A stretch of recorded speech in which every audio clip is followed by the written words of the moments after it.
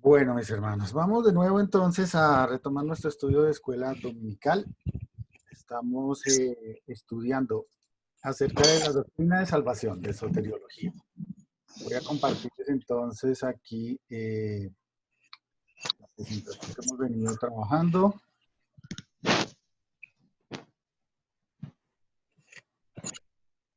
Ahí está.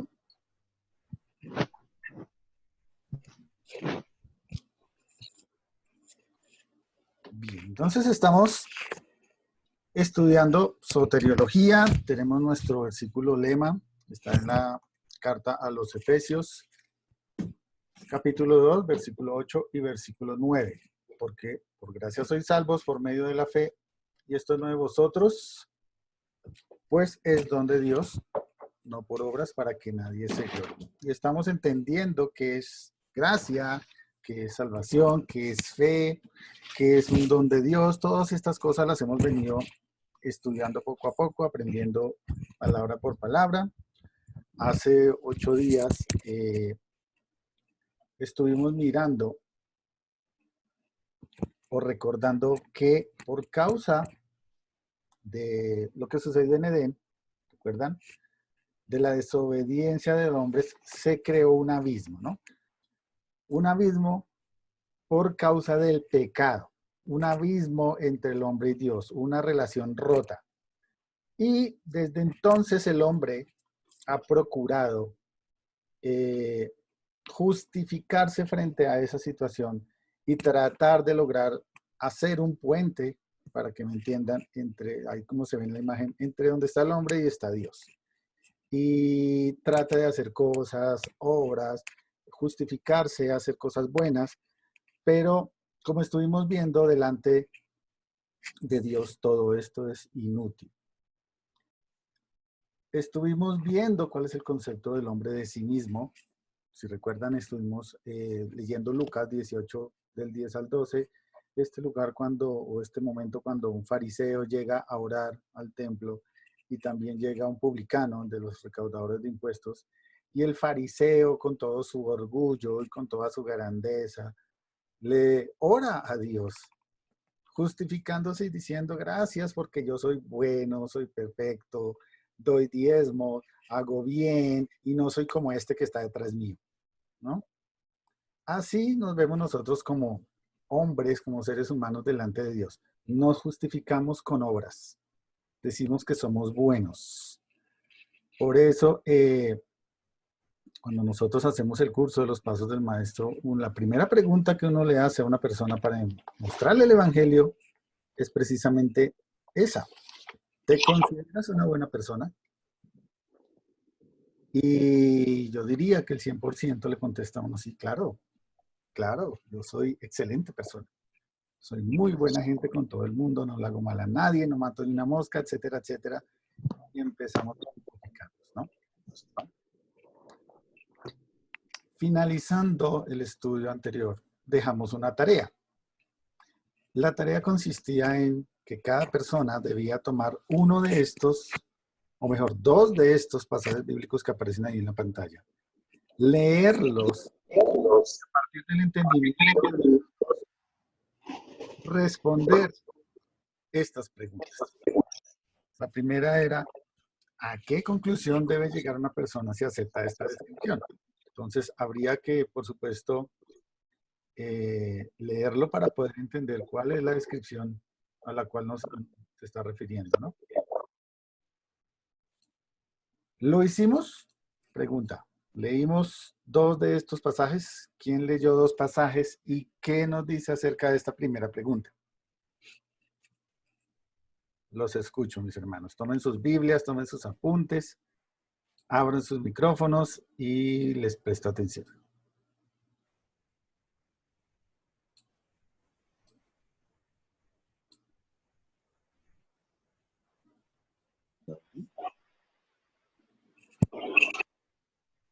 Hola. Vale. Ya, pastor. Señor.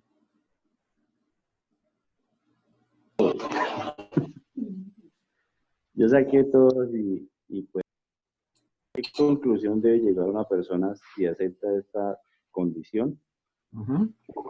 Pero, o sea, al verlos todos, me da una panorámica mayor del concepto de Dios acerca del hombre y es que, pues, lo que inmediatamente bordo de un abismo, a punto de caer, inmediatamente nos llega la necesidad de alguien que nos salve. Es imperativo. A esa conclusión debería llegar una persona leyendo estos pasajes, ¿cierto? ¿Quién tiene alguna otra opinión? Gracias, hermano. Yo tengo el Salmo 51:5 y Juan 8:44. Bien, Dice, he aquí en maldad he sido formado y en pecado me concibió mi madre. Y en el otro dice que somos hijos de vuestro padre, el diablo. O sea, le estaba hablando a un pueblo que estaba continuamente esclavo por el pecado. Entonces, la conclusión dice, ¿a qué conclusión debe llegar una persona si acepta esta descripción? A que somos pecadores y que si pues somos pecadores le servimos a Satanás. Y la otra dice, ¿por qué rechazan algunos esta descripción? Pues porque como es una palabra que nos confronta, entonces de alguna manera el ser humano no le gusta estarse sintiendo como acorralado en medio de esa situación pecaminosa. Pero es una evidencia, una vez más, de que la Biblia es la palabra de Dios, porque si la Biblia la hubieran escrito los hombres, no habríamos llegado a esa conclusión tan real, en que la misma antropología diría, vamos a escribir un libro que nos hace ser a nosotros pecadores y que nos muestra como la vil basura sin Cristo. Bien, muchas gracias, mi hermano. Bien. ¿Alguien más? ¿Alguna otra opinión adicional? Pues, pastor, que yo cogí Salmo 51, 5, y ahí dice que en maldad hemos sido, he sido formado. Todos tenemos la herencia del pecado, pero también cogí Lucas 19:10, y él dice que el Hijo del Hombre, o sea, Jesucristo vino a buscarnos, a buscar lo que se había perdido. Entonces, la conclusión es que toda persona debemos aceptar que somos pecadores. ¿Pero por qué la rechazan? Porque no creen en el Salvador, no creen que Él es el Hijo de Dios y que no necesitan ser salvados de ningún pecado. Muy bien, hermana, muchas gracias. Entonces, bueno, vimos varios versículos ahí, tenemos otros más que podemos estar buscando, escudriñando, pero la conclusión, pues bueno, muchos coinciden en por qué o a qué conclusión debería llegar una persona leyendo esto. Y la conclusión es clara, ¿no? Por supuesto, todo lo que dice la Biblia es verdad. Eso es imperativo. Tenemos que tenerlo claro. Y lo que dice la Biblia acerca del hombre, pues por supuesto que también es verdad. ¿Y qué es lo que dice la Biblia en todos estos versículos? Pues lo que hemos dicho, lo que han dicho mis hermanos.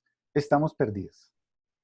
El hombre sin Dios está en una situación degenerada, sin esperanza, como aparece ahí en estas lápidas, muerto. Muerto, recordemos que la muerte significa separación, muerto espiritualmente, separado de Dios. Estamos condenados, el hombre está perdido. Eso es lo que enseña la Biblia en todos estos versículos. Y lo interesante es que uno puede tomar estos pasajes, mostrárselos a las personas, a esas mismas a las que les preguntaron, ¿te crees una buena persona? Y siguen creyéndose buena persona. Siguen considerándose lo mejor sobre el planeta. ¿Por qué sucede esto? ¿Por qué viendo ese espejo, esa realidad que nos muestra la Biblia, por qué rechazamos esa descripción? Bueno, nosotros podemos ver, para los que hemos salido a compartir el Evangelio, que el Evangelio es ofensivo para las personas porque de alguna manera les priva de esa oportunidad de jactarse de sus propios logros. La gente en su mentalidad tiene esa necesidad de sentirse poderosos, de sentir el control en sus manos. Y cuando tú le dices, mira, tú no tienes el control, no puedes hacer absolutamente nada para que te salves. Necesitas a Dios. A muchas personas les ofende eso. Les duele a otros cuando uno les dice, tienes que apartarte del pecado. La gente dice, uy, pero yo se sienten como calienticos, ¿no? Cómodos con muchas cosas que hacen, mienten, roban, engañan, ¿cierto? Hablan mal de otros, actúan con egoísmo, con orgullo, dejan de hablarle a sus familiares por años, cantidad de cosas que pueden estar haciendo y se sienten cómodos con eso y les duele cuando uno les dice, mira, esta es tu situación delante de Dios. Ese pecado te tiene apartado de Dios y ahora de tus familiares y demás. Cuando nosotros hablamos y les mostramos estos versículos a la persona, se quedan sin cómo van a gloriarse. ¿Por qué? Porque la obra de salvación la hace toda Dios. Cuando no hay mérito en el ser humano, ese autoestima que enseña el mundo que debe estar creciendo, no sirve para nada. No hay nada pequeño ni grande que pueda hacer el hombre, absolutamente nada. Y cuando uno le dice eso a la gente no le gusta. En conclusión, para el ejercicio, la Biblia, como lo dice Juan 17:17, es verdad. No es a medias. Una verdad a medias es una mentira. Es una verdad absoluta. La Biblia es una verdad absoluta y nos muestra y nos dice con claridad, tu espíritu por causa del pecado está degenerado y necesita ser regenerado. Está sin esperanza, está muerto en pecado, condenado y perdido. ¿Qué quiere decir eso? Vas a ir al infierno. Por tanto, el veredicto final de todo esto es culpable. Todo ser humano es culpable. ¿Por qué? Porque como lo dice Romanos 3, que lo estuvimos viendo hace 8 días, no hay justo ni aún uno. Ninguno va a buscar a Dios por causa del pecado. Entonces, aquí este es una imagen de un tratado que utilizamos. ¿Es usted una buena persona? Es lo primero que pregunta. Y ahí en el tratadito, en el dibujo nos dice la respuesta del personaje. No, bueno, yo trato de hacer lo correcto. ¿Está seguro? ¿Es verdad? ¿Será que podemos evaluarlo quizás frente a los 10 mandamientos? Y dice, sí, bueno, miremoslo. Y el primer mandamiento que se evalúa ahí, ¿has mentido alguna vez? Sí, pero ¿quién no? Y empezamos a justificarnos. La mentira es un pecado. Y el mundo está tan acostumbrado a eso que lo hace como si nada. No importa. No importa lo que piense el hombre. La verdad de la Biblia es clara. Eres un pecado. Entonces, la Biblia nos dice claramente que todos vamos a morir, ¿verdad? Y uno de los versículos que hemos utilizado, lo reconocemos algunos de nosotros, está en Hebreos capítulo 9, versículo 27, que aparece ahí en la pantalla. Y de la manera que está establecido para los hombres que mueran una sola vez, y después de esto, el juicio. Las personas le tienen miedo a la muerte. Las personas le tienen miedo a morir, aún a sabiendas de que va a suceder. Es algo que no se puede evitar. Pero el miedo implícito en esto no es tanto a la muerte. Realmente el ser humano en su subconsciente de alguna manera entiende que hay algo más allá de la muerte física. Y la Biblia dice que sí, efectivamente, los hombres van a morir una sola vez y después vendrá un juicio. ¿Y saben delante de quién va a ser ese juicio? Delante de Dios. Y ahí es cuando uno puede empezar a mostrarle a las personas, bueno, si tú mueres hoy, ¿a dónde vas? vas a estar en un juicio delante de Dios. Y el Señor les va a preguntar, bueno, ¿cómo eres? ¿Inocente o culpable? Y cuando estamos evaluando nuestra vida frente a lo que muestra la palabra de Dios, el veredicto va a ser este: culpable, culpable. Y nosotros debemos mostrarle a las personas acerca de la salvación qué nos dice la Biblia. Estos pasajes ya los estuvimos mirando. Dice, no hay justo ni aun uno, no hay quien haga lo bueno. Eso está en Romanos.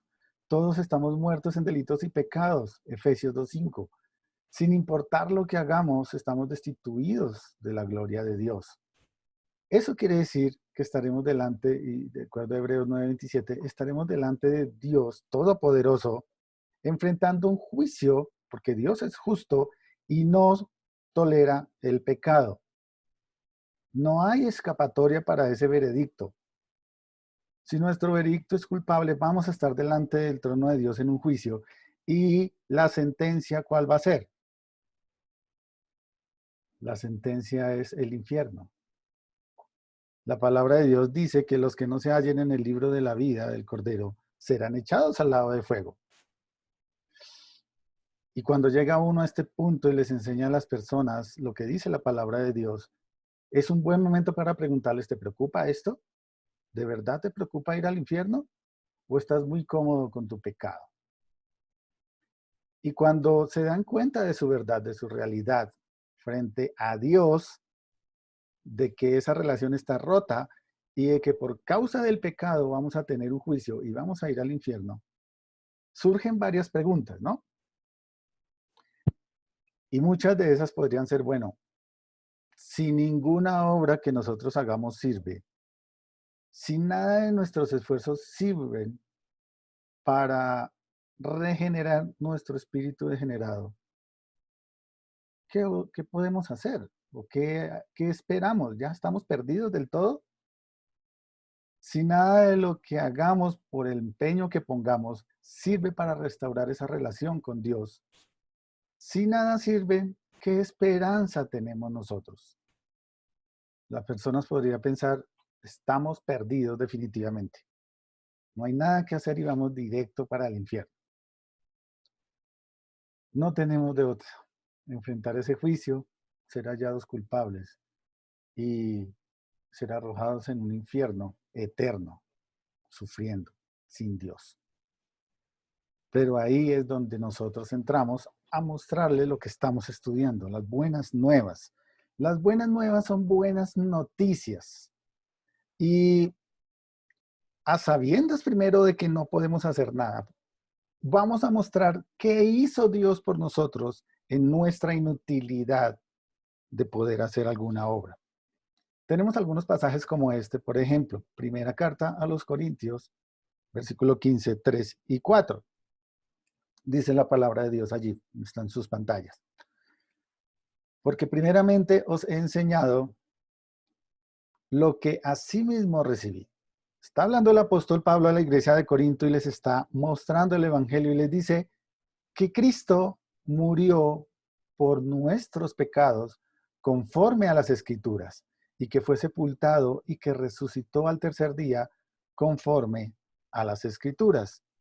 Otro versículo que podemos mostrar como buenas noticias en medio de esa situación terrible de no poder hacer nada, está en 1 de Pedro 2:24. Dice, quien llevó él mismo, por supuesto se está refiriendo al Señor Jesús, nuestros pecados en su cuerpo sobre el madero, para que nosotros, estando muertos a los pecados, vivamos a la justicia, por cuya herida fuisteis sanados, y también por la naturaleza pecaminosa. Entonces, hasta este momento hemos entendido que la paga por el pecado es muerte.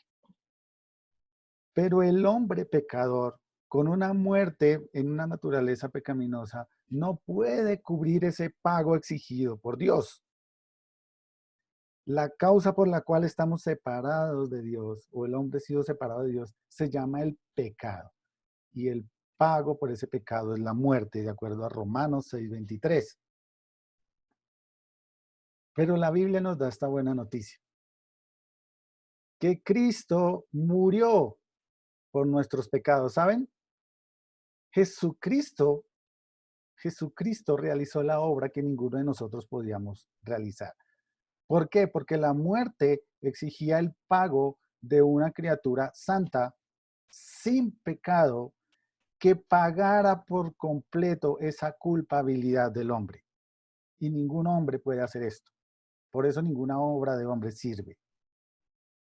Pero el Señor Jesucristo, que es Dios, es diferente, porque Él es santo, Él es puro, Él es sin pecado.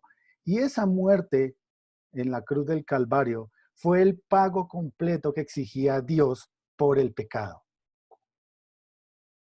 Por eso debemos entender que nosotros no podemos hacer nada y la obra completa la hizo el Señor. El costo de la redención, el precio a pagar por el perdón de nuestros pecados era la muerte de una criatura, de un ser santo. Y ese fue Cristo.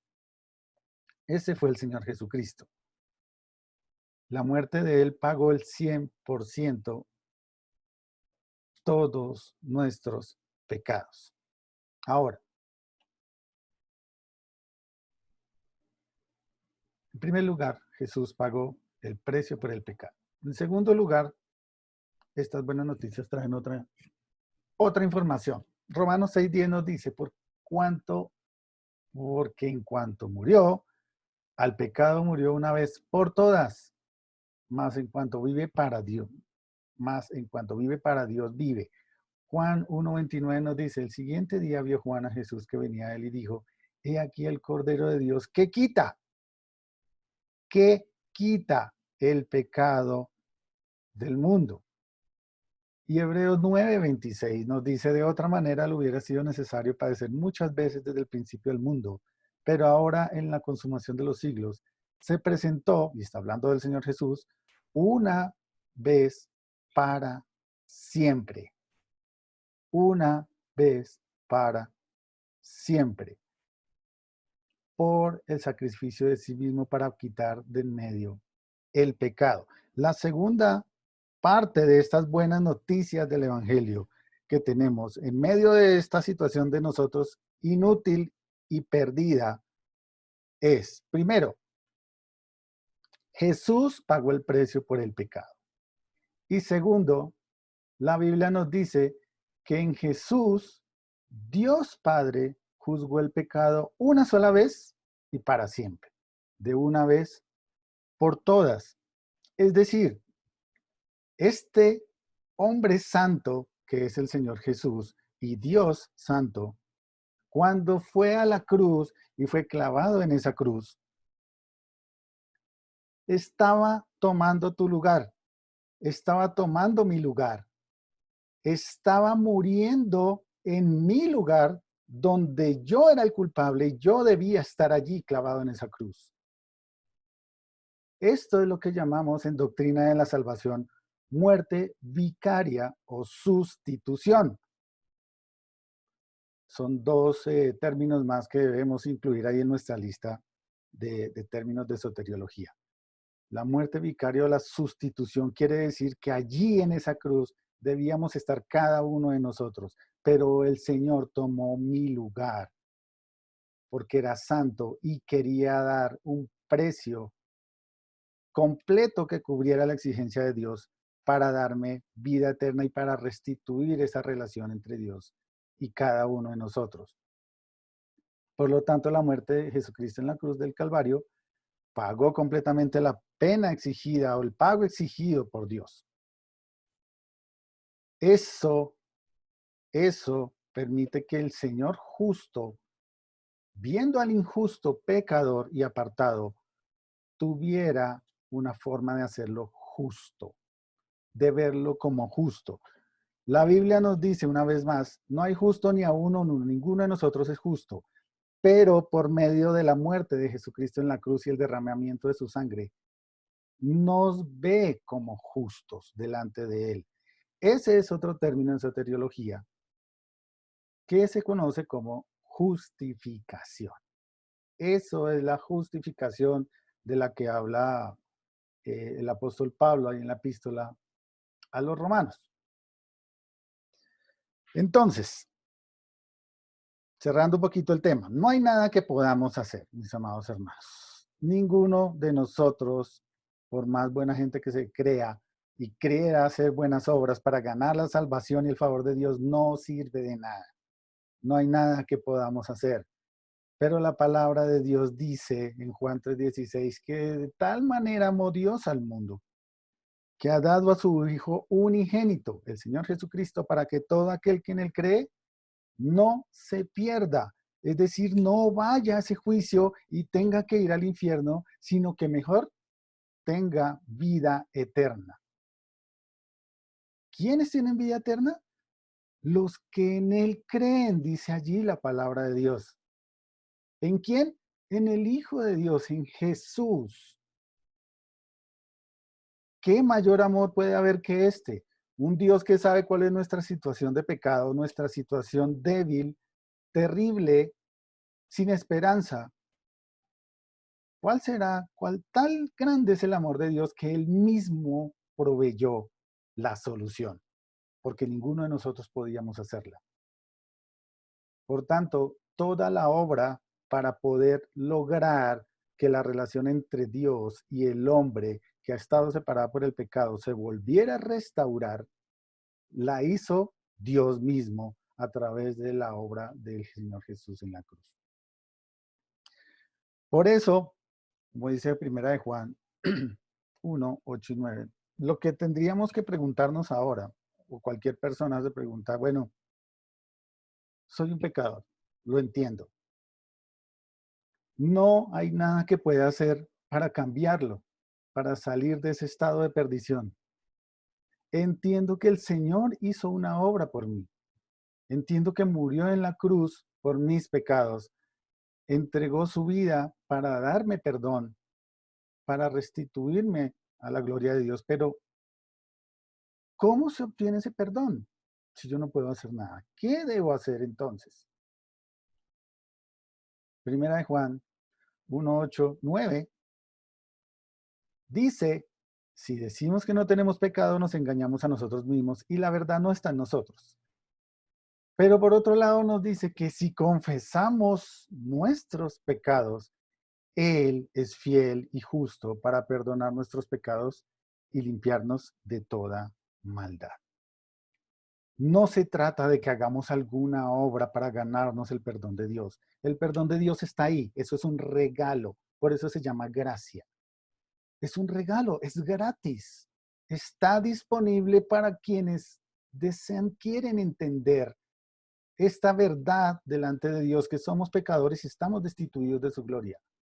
Todo lo que tenemos que hacer es entenderlo, interiorizarlo y tener una actitud humilde para poder confesarlo delante de Dios. Por eso, nuevamente Juan 3:16 nos dice, para que todo aquel que en él cree no se pierda. ¿Crees de verdad que eres un pecador? ¿Lo entiendes? ¿Crees de verdad que el Señor Jesús hizo esta obra en la cruz para perdonar esos pecados? Tus pecados, que murió por ti. Eso es todo lo que necesitamos para obtener el perdón. Creer, creer. Cuando nosotros creemos y ponemos esa confianza en el Señor, eso es lo que llamamos fe, fe salvífica. La Biblia nos dice que nuestras obras son infructuosas para salvarnos. Pero también nos trae buenas noticias. Nos dice que el Señor ya hizo la obra que necesitábamos a través del Señor Jesús. Entonces, si tú ya entiendes esto y quizás nunca lo has entendido, nunca lo habías escuchado y quieres obtener ese perdón de Dios, debes, como dice ahí en la diapositiva, comprender y aceptar tu situación. Acepta que eres un pecador y que estás destituido de la gloria de Dios y que no puedes hacer nada para remediarlo. Debes arrepentirte de tus pecados. ¿Esto qué quiere decir? Confiésalos y apártate de ellos. Si vas hacia una dirección porque estás pecando, déjalos ahí botados todos tus pecados y da media vuelta y sigue al Señor. Eso es lo que significa arrepentimiento. Cuando ya estés en una situación como esta voluntaria, reconoce que Jesucristo es Dios y que Él puede remediar tu estado de perdición. Es más, ya lo hizo. Eso es lo que debemos creer. Debemos reconocer que Cristo es Dios, que ya hizo la obra por mí y que solo Él lo pudo haber hecho. Y con plena convicción en el corazón, eso es fe, entréguele su vida entera a aquel que pagó su deuda muriendo por usted en la cruz del Calvario. ¿Cómo se obtiene el perdón? Creyendo, así como lo estamos viendo, así como lo acabo de decir. Acepte su estado, arrepiéntase de sus pecados, reconozca a Cristo como su único y suficiente Salvador y entréguele su vida entera. Juan 3:16 nos dice, el que cree en el Hijo tiene la vida, pero el que rehúsa creer en el Hijo no verá la vida, sino que la ira de Dios está sobre él. Ahora, una buena pregunta en este momento es, ¿hay que orar? ¿Y la oración de fe, esa famosa oración de fe es necesaria? ¿Ustedes qué opinan, mis hermanos? Esa oración de fe, famosísima, ¿es necesaria? Tenemos que decirle, ven, ora conmigo, repite después de mí. ¿Qué opinan, mis hermanas? Yo creo que lo que se tiene que hacer es la oración con fe, y no de fe, sino la oración con fe. Se debe hacer la oración con fe y no la oración de fe. Bien. Yo lo entiendo, no sé si mis hermanos tengan duda en eso. O tienen algo que aportar. Pues la oración la debe hacer la misma persona, convencida de lo que está creyendo. No creo que haya necesidad de que se guíe, o sea, uno le puede dar unas pautas, pero en sí la persona es la que tiene que hacer esa oración, como dice ahí, creyendo, que si la hace por repetir, no tiene sentido. Y es la repetición de la repetidera que es lo que nos han enseñado siempre. Exactamente. Entonces, ya sabemos que lo que tiene que hacer la persona es depositar su confianza en Cristo. Y eso no necesita intermediarios. La persona debe hacérselo saber directamente al Señor. Eso se hace a través de una herramienta maravillosa que solo ha sido dada por misericordia de Dios a los seres humanos. Se llama oración. Orar es hablar con Dios. ¿Y qué tiene que decir la persona que ha entendido su situación y quiere recibir el regalo de la salvación de Dios? Solo debe hablarle desde el corazón con la verdad a Dios. Dios conoce el corazón de todas las personas y no necesita estar armando poemas o frases elaboradas o adornadas con finas palabras y hermosas y rebuscadas. No, Dios no necesita nada de eso, porque Dios conoce el corazón pecaminoso de cada uno de nosotros y nos conoce mejor que nosotros mismos. Sencillamente lo que tenemos que decirle a una persona que quiere entregar su vida a Cristo es, dígaselo a Dios. Dígaselo a Dios en oración. ¿Qué tiene que decirle a Dios en oración? Primero confiese sus pecados y apártese de ellos. Dígale a Dios que quiere depositar su confianza en Jesús como el Señor y Salvador de su vida. En la misma oración, sométale su corazón, entréguele el control de su vida, entréguele sus preocupaciones, sus dudas, sus aflicciones. Y luego dígale en esa misma oración que le perdone. Que le haga a usted la persona que Él quiere que usted sea. Pídale también que le dé fuerza y valor para que usted no se avergüence de esa decisión que está tomando, ni de la palabra de Dios, y que le ayude a que usted no sea tampoco vergüenza más adelante para el Señor y para su palabra. Cuando nosotros damos una dirección de este tipo a una persona y lo ha entendido, sinceramente se va a acercar al Señor y va a recibir con gozo ese regalo de salvación por fe. Cuando una persona Cuando una persona, si alguno de ustedes no lo ha hecho y lo va a hacer, de los que me están escuchando, hacen una oración de este tipo, hablándole al Señor con plena sinceridad, escúcheme bien, instantáneamente el Señor le perdonará. Instantáneamente el Señor le sanará y vivificará su espíritu que está perdido. Pastor, Y, perdón, es que tiene como retorno el sonido. ¿será que hay algún audio por ahí abierto?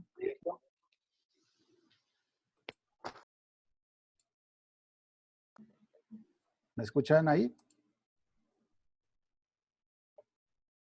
¿Me escuchan? Sí, señor, ya como que aclaro más.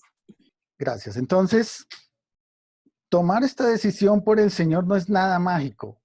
Tomar esta decisión por el Señor no es una obra. Tomar esta decisión por el Señor es aceptar y reconocer la obra que hizo el Señor totalmente por cada uno de nosotros. Y como venía diciendo, Él nos perdonará, Él nos sanará, Él nos vivificará y nos ayudará a ser la persona que Él quiere que sea. Si alguien en esta mañana que me está escuchando tiene el deseo de hacerlo, hágalo ahora mismo. No hay necesidad de que espere. No hay otro momento mejor. La Biblia dice que hoy es el día de su salvación. Y si nosotros, o los que me están escuchando, ya todos tomamos una decisión por Cristo, gloria a Dios por eso. Y quiero pedirles, para finalizar, que cada uno de ustedes tome una hojita de papel. Y si tú ya tienes la convicción y estás seguro de tu salvación, quiero que escribas allí, en esa hojita, una frase de agradecimiento a Dios por esa salvación tan grande, por ese regalo de la vida eterna. Y eso lo podemos compartir con Él mismo en oración más adelante. Dale gracias a Dios por eso. Pero si aún no has tomado una decisión, todavía tienes dudas, quizás hay algo en lo cual no estás seguro. De manera muy personal también, no es que empiecen ahí a mirar, uy, venga, ¿qué es lo que está escribiendo el otro?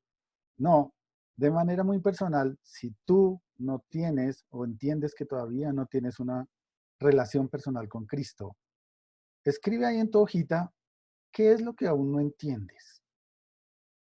¿A qué le temes? ¿Por qué tienes duda en dar ese paso? ¿Por qué tienes duda en entregar tu vida a Cristo?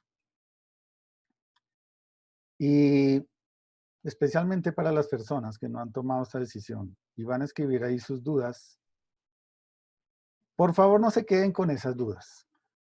Busquen a alguno de los hermanos maduros en nuestra fe o hermanas, escríbanle, pregúntenle, mira, tengo esta duda. Escríbanme a mí, al WhatsApp, al correo, por donde quieran, escríbanme y mire, no tengo una relación personal con el Señor, pero no entiendo esto. ¿Qué pasa con esto? Tengo dudas en esto, pero no se quede con la duda, porque quedarse con esa duda, ¿saben qué? Si no haces nada, vas directo al infierno. Y eso no es lo que queremos. Lo que nosotros queremos es que entiendas que el Señor ya hizo todo lo necesario para que tú tengas vida eterna. Y lo que quiero que entiendas es que ahí está, disponible para ti. Solo tienes que recibirla. Eso es las buenas nuevas. Eso es el plan de salvación. ¿Hay alguna pregunta, mis hermanos, hasta aquí? ¿Alguna duda? No, señor. Bueno, ya se nos está acabando el tiempo, entonces yo creo que me va a tocar parar hasta ahí. No pude avanzar otro poquito más. Ya íbamos a empezar a ahondar un poco en el plan de salvación. Espero que esto les haya ayudado y sea de edificación, mis hermanos. Igual procuraré compartirles los versículos que hemos venido utilizando al WhatsApp para que ustedes lo puedan utilizar también y los puedan tener marcados en sus Biblias. Vamos a descansar 10 minuticos y ya regresamos. Dios les bendiga, mis hermanos.